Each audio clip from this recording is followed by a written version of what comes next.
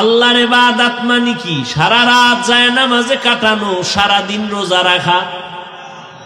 ব্যবসা করা ইবাদত, চাকরি করবা তাও ইবাদত, তুমি ঘুমাইবা তাও ইবাদত, কান্না করবা ইবাদত, হাসি দিবা তাও ইবাদত, তুমি নামাজ পড়বা ইবাদত, বিয়া শাদী করবা ইবাদত, দান সদকা করবা ইবাদত, চাকরি করো, লেখাপড়া করো, ডাক্তারি করো ইবাদত। এমনি না, দুইটা শর্ত লাগবে। যা করব, যা বলবো সব হবে আমার আল্লাহর জন্য, নবীজির তরিকা। নবীজির তরিকায়, আল্লাহর মোহাব্বতে নবীর তরিকায় কাঁদবেন ইবাদত। আল্লাহর নবীর তরিকায়, আল্লাহর মোহাব্বতে হাসবেন ইবাদত। আল্লাহর জন্য নবীর তরিকায় ব্যবসা করবেন ইবাদত। আল্লাহর মোহাব্বতে নবীর তরিকায় চাকরি করবেন ইবাদত। আল্লাহর মোহাব্বতে নবীর তরিকায় রাস্তায় হাঁটবেন ইবাদত। আল্লাহর মোহাব্বতে নবীর তরিকায় দান সদকা করবেন ইবাদত। আল্লাহর মোহাব্বতে নবীর তরিকায় ঘুমাইবেন ইবাদত। বাথরুমেও যদি যান তাও হবে ইবাদত। মন গড়া না নবীর তরিকায়? আর যদি নবীর তরিকা ছাড়া নামাজও পড়েন তাও ইবাদত হবে না। মাগরিবের 3 রাকাত ফরজ নামাজের মধ্যে এক আল্লাহর বান্দা দাঁড়াইয়া 3 রাকাত শেষ কইরা সালামের আগে চিন্তা করে বেজোর হইরা লাভ কি? আল্লাহরে আরো 2টা সেজদা বাড়াইয়া আর 1 রাকাত দিয়া জোর বানাইয়া 4 রাকাত পড়ি। আল্লাহর জন্যই 2টা সেজদা বানাইয়া আর 1 রাকাত বাড়াইয়া 4 রাকাত করলো। কার জন্য করছে? কি পরিমাণ সওয়াব হবে? হবে তোমার ওই রাকাত বাতিল, আগের 3 রাকাত বাতিল। চালাকি করলে কেন? দাঁড়াইয়া নতুন করে কানে ধরে নতুন করে আবার নামাজ শুরু কর। কারণ আমার নবীর তরিকা হবে না, নামাজ পড়লেও ইবাদত হবে না। নবীর তরিকা যদি না থাকে, রোজা রাখলেও ইবাদত হবে না। একজনে 30 রোজা রাইখা এত আবেগ, ঈদের দিনও থাকবো, কি পরিমাণ সওয়াব হবে? কি কি হবে? গুনাহ। কেন?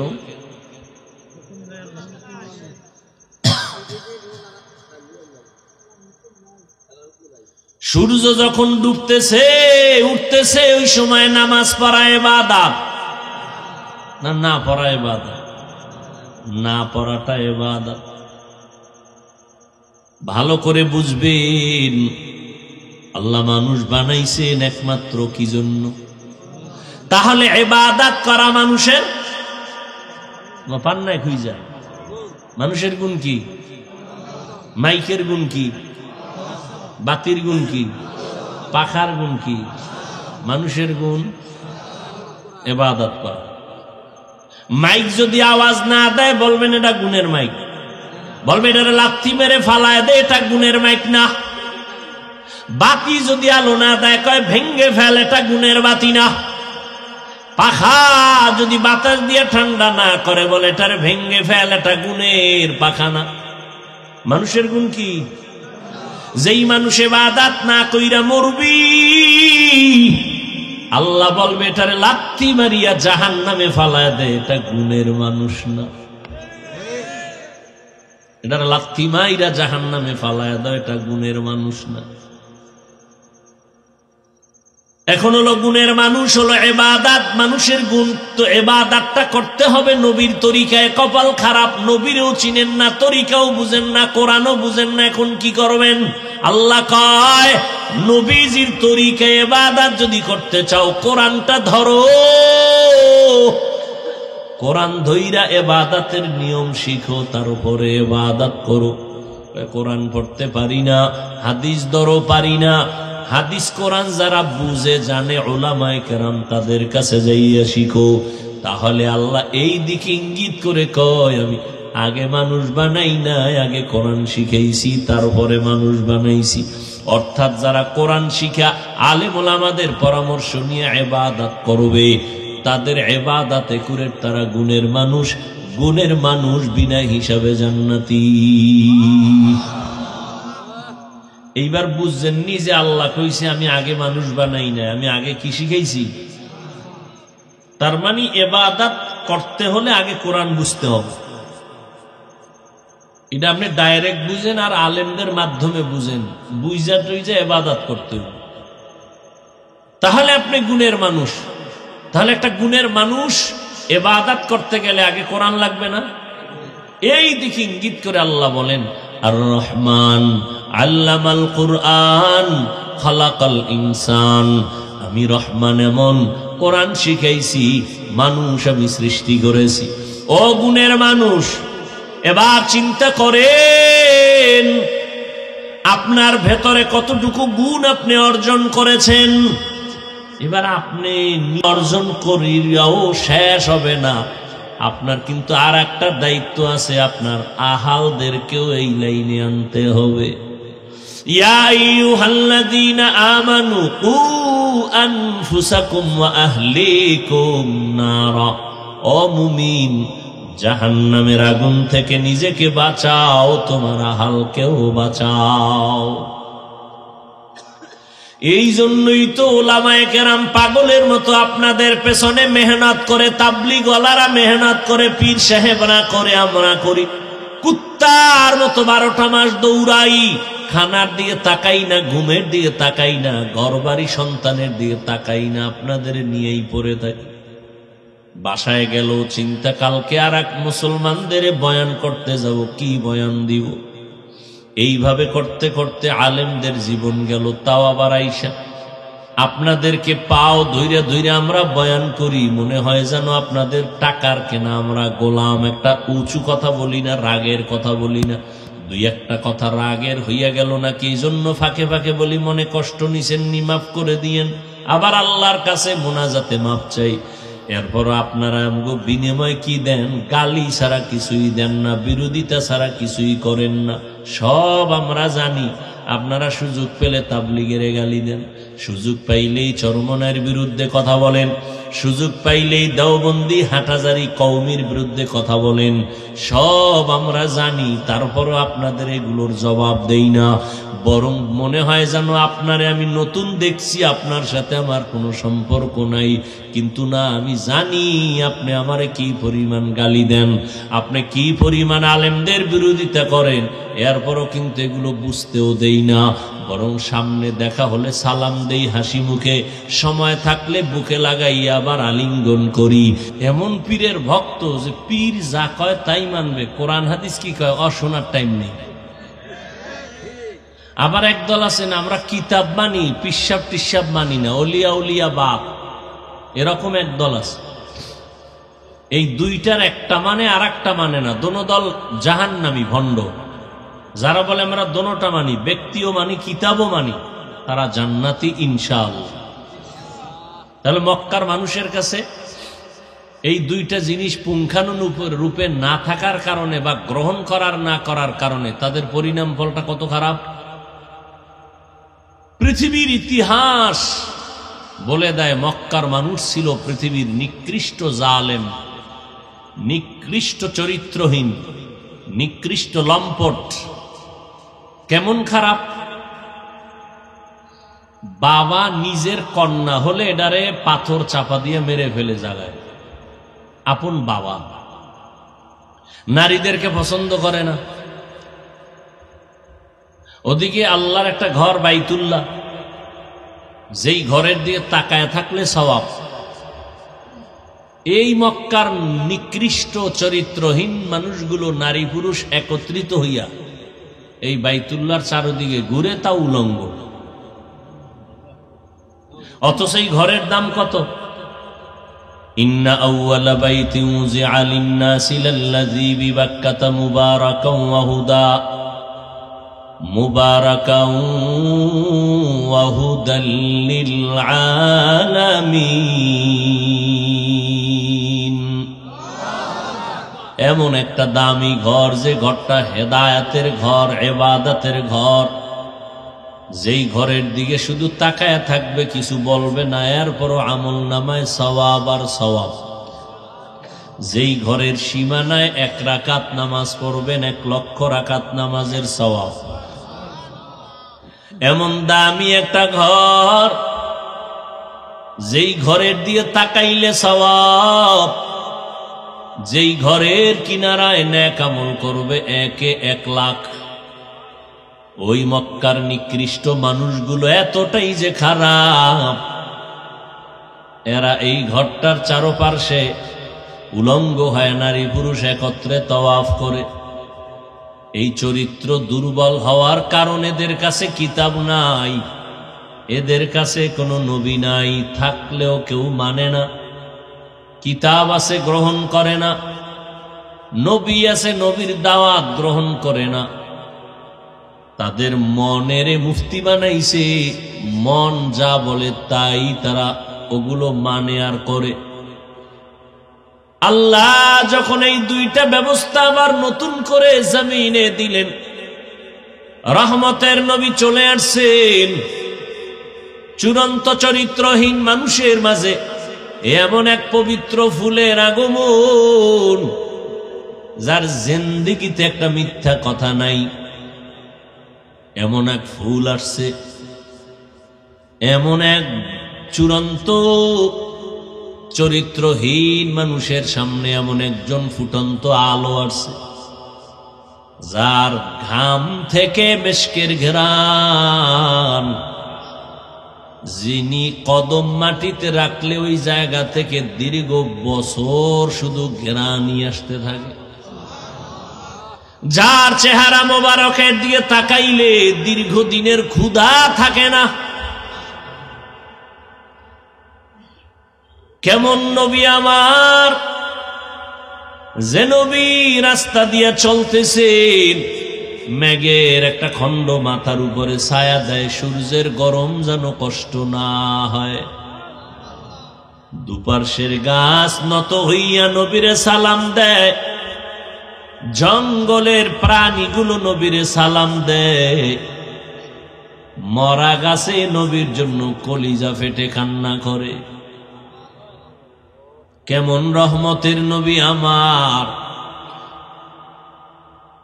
এই নবী আসছেন তো পরিবর্তন শুরু হয়ে গেল, মানুষের মধ্যে পরিবর্তন আসতে শুরু। দেখলেই পাগল হয়ে যায়, দেখলেই পাগল, দেখলেই পাগল। কারণ আমার নবীর মধ্যে এমন এক আকর্ষণ আল্লাহ দান করেছেন। নবীর মধ্যে সততা, সচ্চরিত্র, মিথ্যার স্পট নাই, ধোকা দেওয়ার স্পট নাই। নবী এত দামি, বেঈমানরা দেখে আর কালেমা পড়ে। রহমতের নবী আমার দীর্ঘ 40 বছর এদের সাথে চলাফেরা করেন, কিন্তু কখনো বলেন না নামাজ পড়ো, আল্লাহরে ডাকো, জিকির করো। একবারও নবী বলেন না। এদের সাথে এতটাই ফ্রি হয়ে গেছেন, মিলতে মিলতে এদের একটা মহব্বত অন্তরে চলে আসছে, নবীর প্রতি একটা ভালোবাসা। এই নবীর হাতে সব মক্কার বেঈমান বড় বড় টাকাওয়ালারা গোপনে গোপনে নবীর হাতে টাকা রাখে, আমানত। সময় মতো চাইলে নবী দিয়ে দেন। নবী একবারও তাদের সাথে খারাপ আচরণ করেন না। দ্বিতীয়ত চাপ দিয়ে বলে না নামাজ পড়ো, দাড়ি লম্বা করো, পর্দা করো। এইভাবে চলছেন নবী তাদের সাথে মিলে মিলে কত বছর? 40 বছর পর মানুষের বিশ্বাস নবীর উপরে জমে গেল। এবার আল্লাহ কোরআন অবতীর্ণ করেছেন। রহমতের নবী কোরআনের দাওয়াত তেলাওয়াত শুরু করলেন। এতদিন দাওয়াত নাই, নতুন করে দাওয়াত। এক আল্লাহর ইবাদত করো, এক আল্লাহর সিজদা দাও, আর কাউকে দিও না, মূর্তি পূজা বন্ধ করো। এইবার যাদের অন্তরে বেশি মোহাব্বত, এরা ভেবে ভেবে কালেমা পড়তেছে, গোপনে গোপনে কালেমা পড়ে, কিন্তু লিডার যারা এরা পড়ে না, এরা বিরোধিতা করে, কারণ পেট পূজা বন্ধ হবে, ধান্দা থাকবে না। এই দুনিয়ার সব বেঈমানেরা জানে কোরআন সত্যরা সম্মান করে।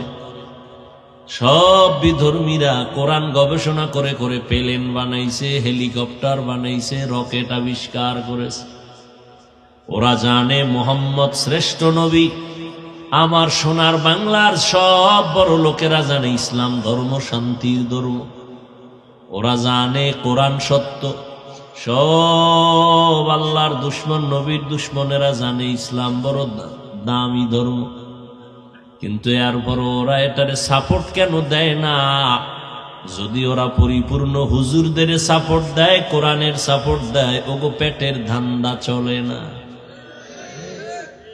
ঠিক নেই? এই জন্য দেখবেন ওদের পাওয়ার না থাকলেও এরপর ওরা উল্টা পাল্টা কথা বলে, উল্টা পাল্টা নীতি আদর্শ নিয়ে মানুষের চাপ দেয়।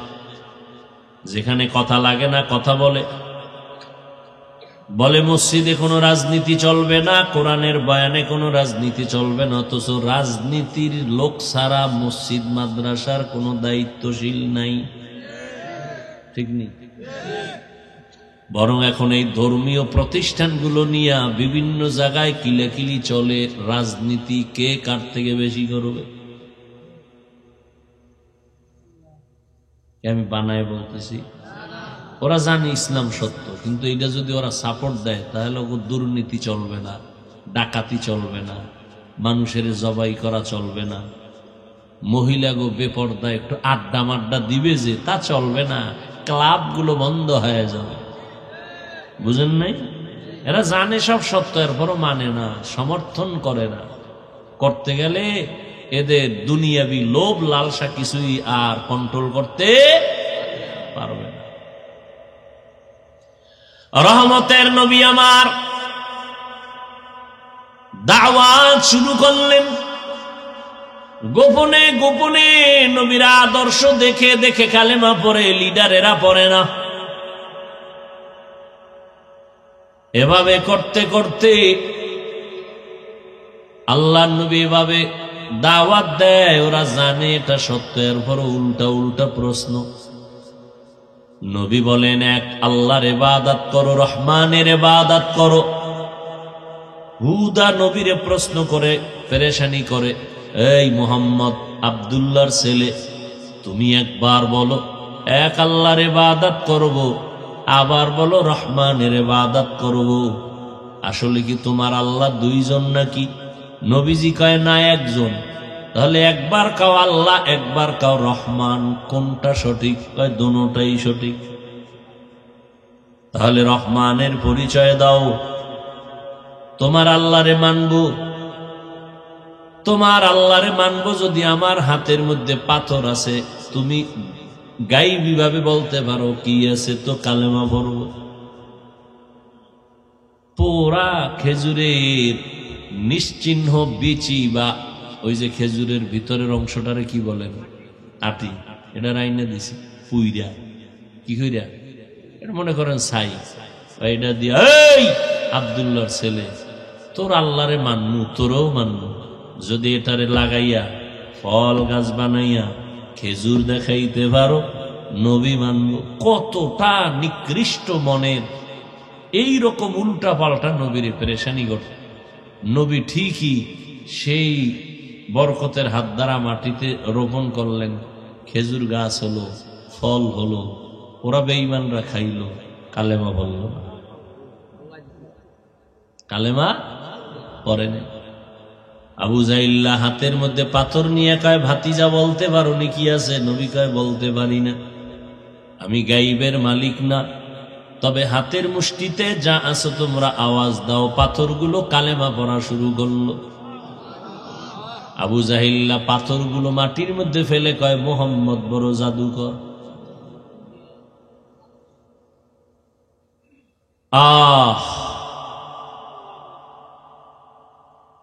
আল্লাহ নবী রহমানের পরিচয়ে চাইল বেঈমানরা, মুশরিকরা। আল্লাহ নবী আল্লাহর কাছে বললেন, আল্লাহ রহমানের পরিচয় চাইল, পরিচয় দেন। আল্লাহ আর রহমান সূরাটা নিয়ে বললেন, জিবরাইল রহমানের পরিচয়টা নবীরে জানায় দাও। আর রহমান আল্লামাল কুরআন খালাকাল ইনসান। মনে আসেনি? ঘুমাইতেছে না? বাঙালির রাত্রে ঘুম আসেনি। যদি কেউ ঘুমায় তো মিথ্যুক, তাজা মিশা কথা। কারণ বাসায় গিয়া সবার যখন পেরেশানি মুক্ত, তখন তার ডিউটি শুরু হয়ে যায় গজবের মোবাইলের ডিউটি। বউয়ের হক আদায় না করলেও টেনশন করে না, স্ত্রীর সন্তানের হক আদায় না হলেও টেনশন নাই। মনে মনে অনেক খুশি যে মোবাইলের হকটা আদায় করতে পারতেছি প্রতিদিন যথাযথভাবে।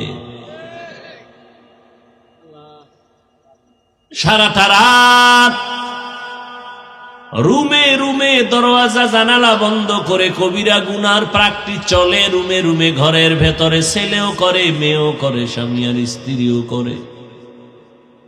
এই মোবাইলের কারণে আজ স্ত্রী আর স্বামীর মধ্যে মোহাব্বত নাই, যে কারণে স্ত্রী স্বামীরে জবাই করে, স্বামী স্ত্রীরে জবাই করে।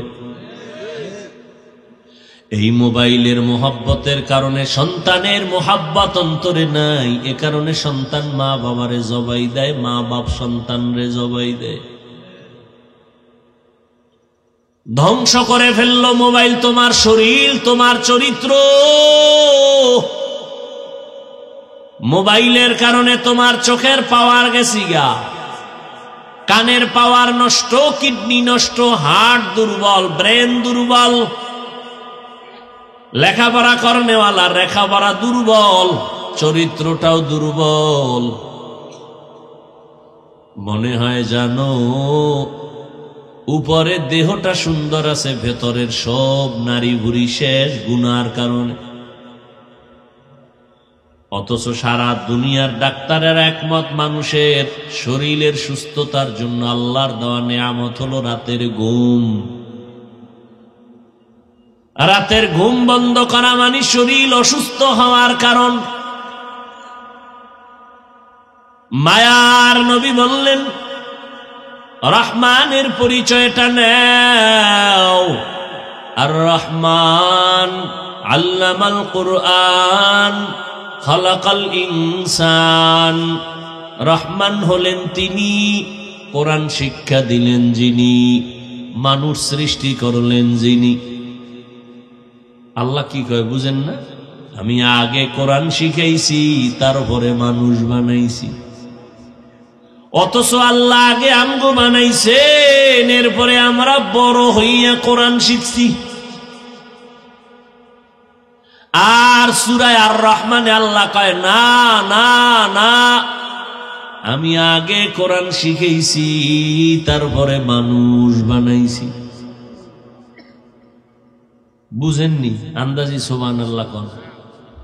আল্লাহ কয় আমি আগে কোরআন শিখাইছি, পরে মানুষ বানাইছি। অথচ হাসা কথা, বাস্তবত হইল আমরা আগে আসছি, পরে কোরআন শিখছি। কথা ঠিক না? আল্লাহ উল্টা বললেন কেন?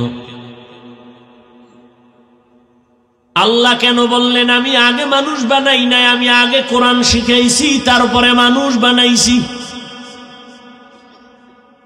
মুফাসসিরিনে কেরাম তার জবাব দিয়েছেন, আল্লাহর আদালতে সব মানুষের কোনো মূল্য নেই। আল্লাহর কাছে একদল মানুষের মূল্য, যারা মরণকালে জান্নাত পেয়ে যাবে, ওই মানুষের নাম হলো এরা আদর্শওয়ালা গুণের মানুষ। গুণের মানুষ আল্লাহ কোরআন শিখাইয়া তারপরে বানাইছেন। এমনি জন্মগত মানুষ আগে আসছে, বংশগত মানুষ আগে আসছে, গুণগত মানুষটা আগে হয় নাই। আগে কোরআন শিখছে, তারপরে গুণের মানুষ হয়েছে। আল্লাহ বলেন আমার কাছে গুণের মানুষের দাম। আদমের বংশে জন্ম নিয়ে মানুষ, এই মানুষটার দাম নাই। বাবার ঔরসে জন্ম নিয়া মানুষ, তোমার দাম নেই আমার কাছে, একমাত্র আদর্শ মানুষের দাম, গুণের মানুষের দাম। এই কথা বুঝাবার জন্য আল্লাহ বলেন আমি আগে কোরআন শিখাইছি, তারপরে মানুষ বানাইছি। কোন মানুষ? বন মানুষ। কি মানুষ? বংশগত মানুষ, জন্মগত মানুষ, কোনগত মানুষ বলেন? গুণের মানুষ। এবার খেয়াল করেন, গুণের মানুষ হইলে কি লাগে বুঝার আগে দুই একটা উদাহরণ দিচ্ছি। এই যে মাইকে আমি কথা বলতেছি, এই মাইক ভালো করে মনে রাখবেন, বানানেওয়ালা যে কোনো জিনিস বানায় কোন একটা কাজের জন্য বানায়, ঠিক নেই? যেই বস্তুটা যেই কাজের জন্য বানায় ওই কাজ হলো ওই বস্তুটার গুণ। মাইকওয়ালা মাইক বানাইছে কেন? বলে আওয়াজটা দেওয়ার জন্য দূরে যাবে। তাহলে বলবেন নি মাইকের গুণ কি? বুঝেন না কিছু? আওয়াজ দেওয়া, ঠিক না? বাতিওয়ালা বাতি বানানোর সময় কেন বানাইছে? এটা দিলেই জ্বালাইলে অন্ধকার হবে না, আলো হবে। তাহলে বাতির গুণ কি? আলো দেওয়া। মাইকের গুণ আওয়াজ দেওয়া, পাখার গুণ বাতাস দেওয়া। যেই বস্তুটা যেই কাজের জন্য বানায় ওই কাজটা হলো ওই বস্তুর গুণ। মাইক বানাইছে আওয়াজ দেওয়ার জন্য, আওয়াজ দেওয়া মাইকের গুণ। বাতি বানাইছে আলো দেওয়ার জন্য, আলো দেওয়া বাতির গুণ। পাখা বানাইছে বাতাস দেওয়ার জন্য, বাতাস দেয়া পাখার গুণ। মানুষ বানাইছে বিড়ি টানার জন্য, গাঞ্জা খাওয়ার জন্য। আল্লাহ বলেন মানুষ কেন আমি বানাইছি? ওয়ামা খালাকুতুল জিন্না ওয়াল ইনসা ইল্লা লিয়াবুদুন।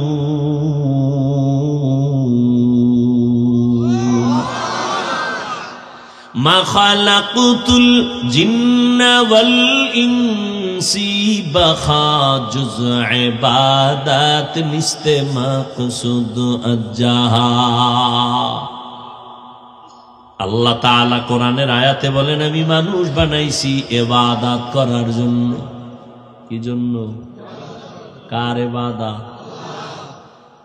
আল্লাহর ইবাদত মানে কি? সারা রাত যায় নামাজে কাটানো, সারা দিন রোজা রাখা, ব্যবসা করা ইবাদত, চাকরি করবা তাও ইবাদত, তুমি ঘুমাইবা তাও ইবাদত, কান্না করবা ইবাদত, হাসি দিবা তাও ইবাদত, তুমি নামাজ পড়বা ইবাদত, বিয়া শাদী করবা ইবাদত, দান সদকা করবা ইবাদত, চাকরি করো, লেখাপড়া করো, ডাক্তারি করো ইবাদত। এমনেই না, দুইটা শর্ত লাগবে। যা করব যা বলবো সব হবে আমার আল্লাহর জন্য, নবীজির তরিকা। নবীজির তরিকায়, আল্লাহর মোহাব্বতে নবীর তরিকায় কাঁদবেন ইবাদত। আল্লাহর নবীর তরিকায় আল্লাহর মোহাব্বতে হাসবেন ইবাদত। আল্লাহর জন্য নবীর তরিকায় ব্যবসা করবেন ইবাদত। আল্লাহর মোহাব্বতে নবীর তরিকায় চাকরি করবেন ইবাদত। আল্লাহর মোহাব্বতে নবীর তরিকায় রাস্তায় হাঁটবেন ইবাদত। আল্লাহর মোহাব্বতে নবীর তরিকায় দান সদকা করবেন ইবাদত। আল্লাহর মোহাব্বতে নবীর তরিকায় ঘুমাইবেন ইবাদত। বাথরুমেও যদি যান তাও হবে ইবাদত। মন গড়া না নবীর তরিকায়? আর যদি নবীর তরিকা ছাড়া নামাজও পড়েন তাও ইবাদত হবে না। মাগরিবের 3 রাকাত ফরজ নামাজের মধ্যে এক আল্লাহর বান্দা দাঁড়াইয়া 3 রাকাত শেষ কইরা সালামের আগে চিন্তা করে বেজোর হইরা লাভ কি? আল্লাহরে আরো 2টা সেজদা বাড়াইয়া আর 1 রাকাত দিয়া জোর বানাইয়া 4 রাকাত পড়ি। আল্লাহর জন্যই 2টা সেজদা বানাইয়া আর 1 রাকাত বাড়াইয়া 4 রাকাত করলো। কার জন্য করছে? কি পরিমাণ সওয়াব হবে? হবে? তোমার ওই রাকাত বাতিল, আগের 3 রাকাত বাতিল। চালাকি করলি কেন? দাঁড়াইয়া নতুন করে কানে ধরে নতুন করে আবার নামাজ শুরু কর। কারণ আমার নবীর তরিকা হবে না, নামাজ পড়লেও ইবাদত হবে না। নবীর তরিকা যদি না থাকে, রোজা রাখলেও ইবাদত হবে না। একজনে 30 রোজা রাইখে এত আবেগ, ঈদের দিনও থাকবো, কি পরিমাণ সওয়াব হবে? কি কি হবে? গুনাহ। কেন?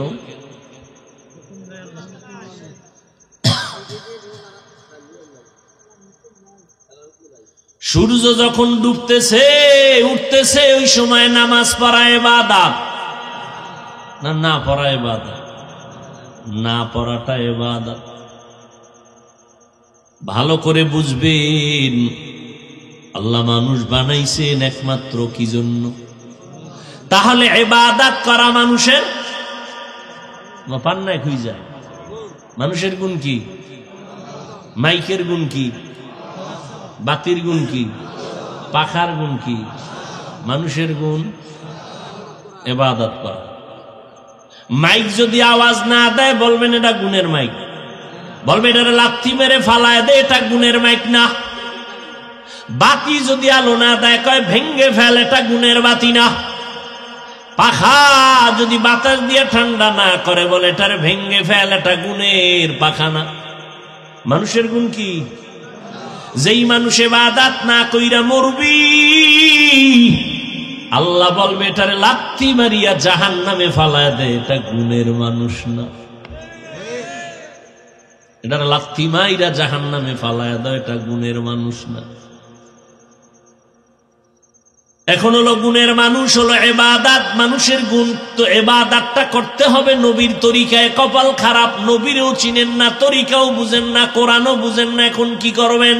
আল্লাহ কয়, নবীজির তরিকায় ইবাদত যদি করতে চাও, কোরআনটা ধরো। কোরআন ধইরা ইবাদতের নিয়ম শিখো, তার উপরে ইবাদত করো। কোরআন পড়তে পারি না, হাদিস ধরো পারি না। হাদিস কোরআন যারা বুঝে জানে, উলামায়ে কেরাম, তাদের কাছে যাইয়া শিখো। তাহলে আল্লাহ এই দিকে ইঙ্গিত করে কয়, আমি আগে মানুষ বানাই নাই, আগে কোরআন শিখাইছি, তারপরে মানুষ বানাইছি। অর্থাৎ যারা কোরআন শিখা আলেম ওলামাদের পরামর্শ নিয়ে ইবাদত করবে, তাদের ইবাদতে করে তারা গুণের মানুষ। গুণের মানুষ বিনা হিসাবে জান্নাতি।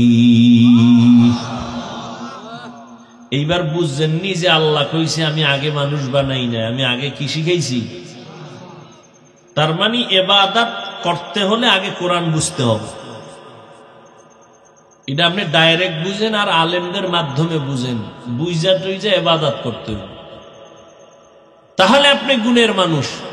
তাহলে একটা গুণের মানুষ ইবাদত করতে গেলে আগে কোরআন লাগবে না? এই দিকে ইঙ্গিত করে আল্লাহ বলেন, আর রহমান আল্লামাল কুরআন খালাকাল ইনসান।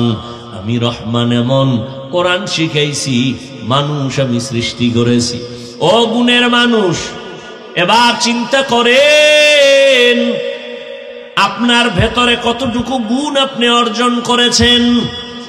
এবার আপনি অর্জন করিয়াও শেষ হবে না, আপনার কিন্তু আর একটা দায়িত্ব আছে, আপনার আহালদেরকেও এই লাইনে আনতে হবে। ইয়া আইয়ুহাল্লাযীনা আমানু কু আনফুসাকুম ওয়া আহলিকুম নারা। ও মুমিন, জাহান্নামের আগুন থেকে নিজেকে বাঁচাও, তোমার আহালকেও বাঁচাও। এই জন্যই তো উলামায়ে কেরাম পাগলের মতো আপনাদের পেছনে মেহনত করে, তাবলীগওয়ালারা মেহনত করে, পীর সাহেবরা করে, আমরা করি। কুত্তার মতো 12টা মাস দৌড়াই, খানার দিকে তাকাই না, ঘুমের দিকে তাকাই না, ঘরবাড়ি সন্তানের দিকে তাকাই না, আপনাদের নিয়েই পড়ে থাকি। বাসায় গেল চিন্তা, কালকে আর এক মুসলমানদের বয়ান করতে যাব, কি বয়ান দিব। এইভাবে করতে করতে আলেমদের জীবন গেল। তাও আবার আইসা আপনাদেরকে পাও ধইরা ধইরা আমরা বয়ান করি, মনে হয় যেন আপনাদের টাকার কেনা আমরা গোলাম। একটা উঁচু কথা বলি না, রাগের কথা বলি না, দুই একটা কথা রাগের হইয়া গেল নাকি, এই জন্য ফাঁকে ফাঁকে বলি মনে কষ্ট নিছেননি, মাফ করে দিয়েন। আবার আল্লাহর কাছে মোনাজাতে মাফ চাই। এরপর আপনারা আমগো বিনিময় কি দেন? গালি ছাড়া কিছুই দেন না, বিরোধিতা ছাড়া কিছুই করেন না। সব আমরা জানি। আপনারা সুযোগ পেলে তাবলিগের গালি দেন, সুযোগ পাইলেই চরমনাইয়ের বিরুদ্ধে কথা বলেন, সুযোগ পাইলেই দেওবন্দি হাটাজারি কওমির বিরুদ্ধে কথা বলেন। সব আমরা জানি, তারপরও আপনাদের এগুলোর জবাব দেই না। বরং মনে হয় যেন আপনারে আমি নতুন দেখছি, আপনার সাথে আমার কোনো সম্পর্ক নাই। কিন্তু না, আমি জানি আপনি আমারে কি পরিমাণ গালি দেন, আপনি কি পরিমাণ আলেমদের বিরোধিতা করেন। এরপরও কিন্তু এগুলো বুঝতেও দেই না, বরং সামনে দেখা হলে সালাম দেই হাসি মুখে, সময় থাকলে বুকে লাগাই আবার আলিঙ্গন করি। কারণ আপনার শরীরে এতটা মেশকের ঘেরান, আমার বুকে লাগাইলে আমি ধন্য হব। কি আপনার গায়ে সব মেশকো না? কেন? যেই তালে বিড়ি টানেন তো মেশকের ঘেরান আসার কথা। যেই পরিমাণ গাঞ্জা খান, প্রস্রাব করে পানি লন না, এটার আপনারা খুব বড় বাহাদুরি মনে করেন। প্রস্রাব করে পানি না লই, এটারা খুব বাহাদুরি মনে করেন। অথচ নিকৃষ্ট ইতর, নিকৃষ্ট ইতর জুতা দিয়ে বাইরে এলো, এর লজ্জা হবে না? প্রস্রাব করে পানি লয় না, সেই পোশাক লইয়া সারাদিন রাত থাকে। এর মতো ইতর আর কে হতে পারে? পোশাকটা ধোয়ার টাইম নেই, দুর্গন্ধ। আপনাকে পাশে নামাজে দাঁড়াইলে নামাজ যায় যায় দিন। যেই পরিমাণ বিড়ির গন্ধ, গাঞ্জার গন্ধ, চুলের গন্ধ। কারণ ঠিক মতো তো গোসলও করার টাইম পান না, পোশাক ধোয়ার টাইম পান না, ওদিক দা প্রস্রাব পায়খানার থেকে পরিষ্কার পরিচ্ছন্নতা হন না, ওজুটাও ঠিক মতো করেন না। কি পরিমাণ দুর্গন্ধ আপনার মধ্যে! এরপরও আমরা এগুলো সব বাদ দিয়া বুকে লাগায় নেই একমাত্র আল্লাহর রসুলের মোহাব্বত, আল্লাহর মোহাব্বতের জন্য। একটু বালিশে মাথা লাগায় চিন্তা করেন, যে গো খাইয়া লইয়া কাম নাই, হুজুর গো এত গালি দেই, এরপর আমগো পিছে দৌড়ায় কেন? সব আলেমরা আপনাদের পিছনে দৌড়ায়, কারণটা কি? ওই যে কারণ একটাই, জাহান্নাম থেকে বাঁচানো, নিজেও বাঁচবো, উম্মতেরও বাঁচাবো। এজন্য সব নবীরা জীবনটা বিসর্জন দিয়েছেন। ও যুবক আল্লাহর গোলাম, আমরা কিন্তু বয়ান করে ঠিকই, এত চিল্লাই কষ্ট করি বাবা, এরপরও একবারও বলি না স্কুল সারিয়া দেও, না হয় জাহান্নামে যাইবা। পৃথিবীতে কথা বলার মতো কষ্টের কোনো কাজ আর নাই। আপনারা তো মনে করেন অনেক আরামে খাই, আর মানুষের বাড়ি খাই, আর শরীরটা তেল তেল করতেছে, আর পকেট ভারী কইরা বাসায় চলে যাই, নাক টেনে ঘুমাই। আপনার আমি ডেলি আপনার সংসার খরচ দিব, আমার সাথে এক সপ্তাহ ঘুরেন, দেখি আপনার হসপিটাল ছাড়া কে সুস্থ করে। 24 ঘন্টার মধ্যে 3 ঘন্টা, 2 ঘন্টা, 1.5 ঘন্টা ঘুম, এইভাবে চলে 12 মাস। এরপরে চেঁচামেচি করা, কি মনে করছে? 1 ঘন্টা 2 ঘন্টা বয়ান প্রতিদিন, প্রতি রাত। একটা চিৎকার দিলে শরীরের প্রত্যেকটা জোড়ার মধ্যে গিয়ে আঘাত করে। পৃথিবীর সমস্ত চিকিৎসকরা আমাদেরকে ট্রিটমেন্ট দিতে চায় না, আমরা অনিয়ম করি। আপনারা ঘুমান ঠিক ওই টাইমে আমরা খাই, আপনারা কাজ করেন ওই টাইমে একটু ঘুমাই ফজরের পর। এই হলো আমাদের চলাফেরার সিস্টেম। ও আল্লাহর বান্দারা, যে যেই লাইনে থাকেন, আমি কিন্তু একবারও বলি নাই সব আমগো মতো পাগড়ি বেঁধে হুজুর হইয়া যান, না হয় জাহান্নামে যাবেন। তাবলিগে না গেলে জাহান্নামে যাবেন, পীরের কাছে না গেলে জাহান্নামে যাবেন, একবারও বলি নাই। এটা আপনার ইচ্ছার উপরে। তবে আমার দাবি, আপনি স্কুলে পড়েন, কলেজে পড়েন, চাকরি করেন, ব্যবসা করেন, বাধা নাই। তবে আপনি একটু নবীর তরিকা মেনে চলবেন। আপনার মতো বহু জেনারেল লাইনে পড়ুয়া আল্লাহর বান্দা নামাজ ছাড়ে না। র্যাব, আর্মি, পুলিশ, বিডিআর এর চাকরি করে, মেম্বার, চেয়ারম্যান, উকিল, ব্যারিস্টার নামাজ সারে না, প্রফেসর, ডাক্তার নামাজ পড়নেওয়ালা নাই? ও যুবক, তোমার উপরে কার অভিশাপ লাগলো যে তুমি নামাজ পড়তে পারো না? ও বৃদ্ধ বাবাজি, আপনার মতো কত বুড়ারা হাতে লাঠি নিয়ে মসজিদে গিয়া নামাজ পড়ে, আপনি কেন পারবেন না?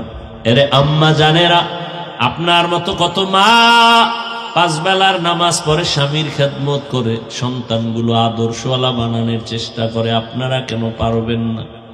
এরে আম্মা জান, আপনাদের এত সম্মান, ও বুড়া বাবারা, আল্লাহ সন্তান দিছেন, এটা আল্লাহর বড় দয়া আপনার উপরে। মানুষের মতো মানুষ বানায় যান। ডাক্তার বানাবেন, তবে ডাক্তার যেন কোরআন পড়তে পারে, মানুষের ব্যবহার দিয়ে যেন দোয়া পায়। আপনার সন্তান ইঞ্জিনিয়ার হবে, তবে বেয়াদব যেন না হয়। আপনার সন্তানের আচরণে যেন কোনো আলেম কষ্ট না পায়, মা বাবা কষ্ট না পায়, মুরব্বীরা কষ্ট না পায়। আল্লাহ পাক তওবার দরজা খুলে রাখছেন। ও যুবক, স্কুল কলেজে পড়ো, নামাজ ধরো, পিছনের গুনার কথা স্মরণ করে তওবা করো, আল্লাহর কাছে বলো, আর নামাজ ছাড়বা না, বেপরদায় চলবা না, দাড়ি কাটবা না, আর আল্লাহর বিরুদ্ধে যাবা না, নবীর বিরুদ্ধে যাবা না। ও বাবারা, আমিও তো তোমার মতো পারলে প্যান্ট শার্টটাই লাগায় দাড়ি কেইটা রাস্তায় চলতাম, কেউ বাধা দিত না। এই টুপির কারণে মাথা গরম, জামার কারণে শরীরটা গরম, দাড়ির কারণে যৌবনের ভাব চলে যায়, সব জানি। এরপরেও কেন টুপি ফালাই না, দাড়ি ফালাই না, নামাজ সারি না? কত মানুষ আমগো ওই দাড়ি টুপির কারণে গালি দেয়, খারাপ ভাবে। আবার এই লাইনে চলার কারণে আমাদের কত মুরব্বীরা ফাঁসির মঞ্চে ঝুলতে হয়েছে। এরপরও কিন্তু এই লাইনটা সারি না কেন? আমার মাওলার কোরআন সত্য, কোনো মিথ্যা নাই। গুনাহগারের জন্য জাহান্নাম, নেক আমলওয়ালাদের জন্য জান্নাত। আমি গুনাহ নিয়ে কবরে গেলে কেমনে আমার উপায় হবে? ওরে এই চিন্তা সাহাবায়ে কেরাম জান্নাতের টিকিট হাতে পাইয়া মরণ পর্যন্ত কান্না কান্না, আবু বকরের কান্না, ওমরের কান্না। আল্লাহর দরবারে কেমনে দাঁড়ায়া হিসাব দিব? সমস্ত নবীরা কান্না করেছেন, সমস্ত আলেমরা কান্না করেছেন, অথচ তাদের আমল কত সুন্দর, ইখলাস কত সুন্দর, ইলম কত সুন্দর, তাকওয়া কত সুন্দর।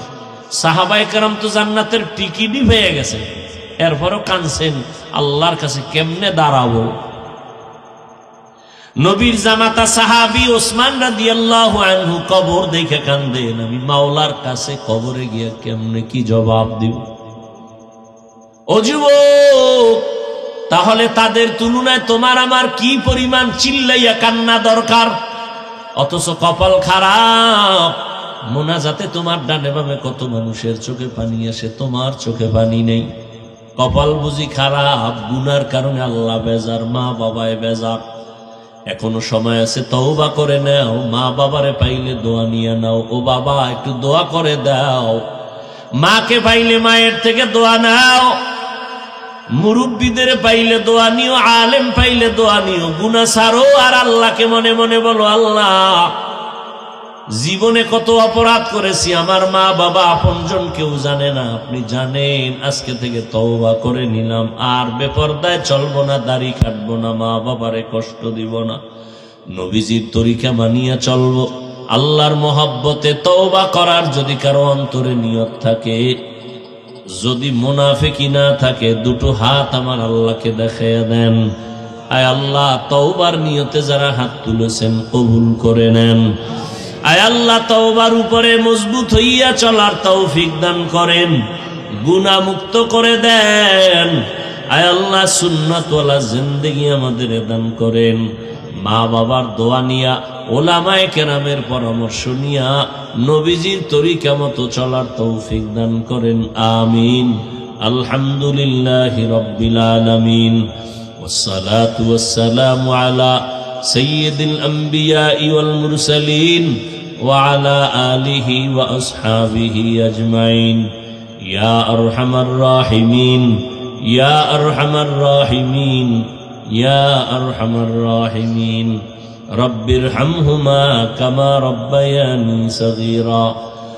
اللهم إنك عفو كريم تحب العفو فاعف عنا اللهم إنا نسألك رضاك والجنة ونعوذ بك من سخطك والنار আয় আল্লাহ আমরা গুনার বোঝা নিয়ে হাত তুললাম আয় আল্লাহ মাহফিল কবুল করে নেন মাদ্রাসা কবুল করে নেন মসজিদ কবুল করে নেন এলাকাবাসীকে কবুল করে নেন সহযোগিতাকারী দান সদকাকারীদের কবুল করে নেন আয় আল্লাহ মাদ্রাসা হেদায়েতের মারকাজ বানায় দেন ঘরে ঘরে শান্তি দান করেন সবার কামাই রুজিতে বরকত দান করেন সন্তানগুলো নেককার বানায় দেন